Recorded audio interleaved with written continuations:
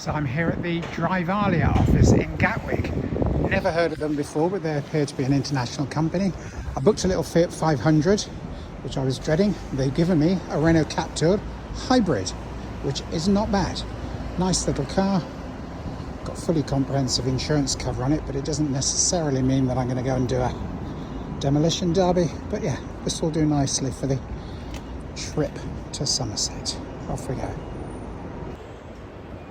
It's on a 73 plate, which for the life of me, having not lived in the UK for nearly 13 years now, I haven't got a clue what that tells me about how old the car is. Ironically, while I was checking in, there was a lady saying that she'd lost or left behind her parcel shelf, and they were saying how vital it is. This car that I'm just picking up, no parcel shelf. Irony, huh? Such is life. So I pulled into the fleet services at the grid serve chargers. There's some Tesla chargers down here, but the Type 2 fitting on the Tesla is slightly different to the one on the rest of all the cars, so it doesn't actually go into this Renault Captur, but we're connected up. This one was really easy to use. I haven't got an account with grid serve, obviously, from Hungary, but yeah, I could just swipe my contactless card. It's charging, everything's looking good. Showing me on the dashboard that we're charging. I'm on 14% at the moment. I need to go and get myself a cup of coffee and a wee, usual thing for charging, so see what it's like when I get back. Looking forward to this. So 2 days later, I've got the Renault Captur back where it came from. I've done nearly 60 miles per gallon in the thing, which isn't bad, helped by being able to charge up both nights. Charging port is on this side on these, and it's just a press to release, which is nice and easy. For those that don't know, the button to release the charging cable after you've finished is here, otherwise the cable's locked in. That can get a bit confusing. The petrol filler is the other side, and that has a release on the dashboard. That can also be a little bit confusing. There's a nice storage area here underneath the boot floor. Obviously, as it's a hire car, they keep the cables in there and the puncture repair kit.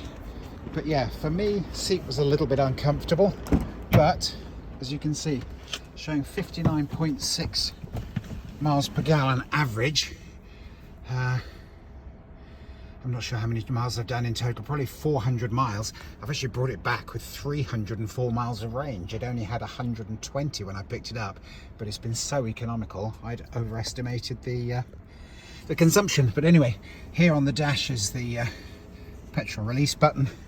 There's lots of other buttons for controlling the functions. One of the ones I liked the most was the automatic the automatic handbrake when you're stopped, which is quite fun. So once that's engaged, if you press that, when you stop at traffic lights, for instance, once you've stopped properly, you can then just release the brake pedal, and when you're ready to go, press the accelerator. The other thing I found is the B, as in the economy setting, which is the same as on a lot of electric cars. Once it's in that, it is massively more economical, and you get really good retardation lifting off the accelerator, just like with an EV. So slows you down nicely, puts lots of charge back into the battery. So yeah, in its own way, quite impressive. Interestingly, the center console stays live after switching the car off. It's been off for about 5 minutes already. It's already locked into my Bluetooth because I've been driving it, but it hasn't unlocked and won't do until the car goes fully to sleep, which is the weirdest thing.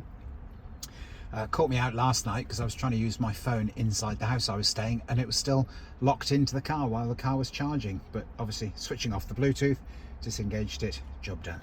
Yeah, not a bad little car really.